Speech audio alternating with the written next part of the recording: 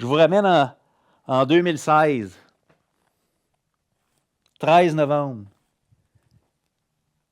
8h23 du matin. Je suis à 7 minutes de ma toute première conférence individuelle à vie.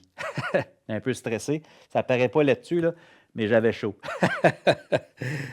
Et puis, ce qui était fantastique, c'est après cette conférence-là, j'ai reçu 4 demandes sur le champ, 4 personnes qui me disent « Marius, il faut que tu viennes parler à notre équipe. » Il y en avait une comme en février, après ça en avril, après ça en juin, puis l'autre c'était en septembre. 4, je me souviens. Écoute, on n'oublie pas ça. Et c'est à ce moment-là que je me suis dit « Wow, OK.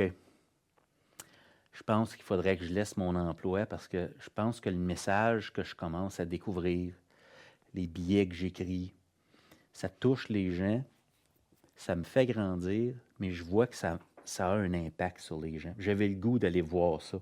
J'avais le goût, si je ramène l'image qui est ici, j'avais le goût de prendre une autre trajectoire, même si c'était rempli d'incertitudes. Mon intuition me disait, Marius, c'est important que tu ailles là. Et je ne pourrais pas faire ça sans mon épouse, là. On s'entend. Décision qu'on prend deux. Tout le soutien du monde. Ma patronne du moment aussi. Tout le soutien du monde.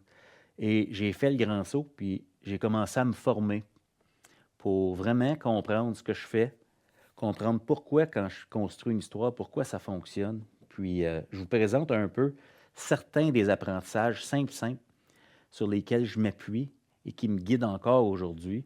Et chaque fois que quelqu'un fait appel à moi pour une conférence, pour une formation, ces idées-là guident ma façon de structurer ce que je fais. Et après 7 ans, je peux vous garantir que ça marche.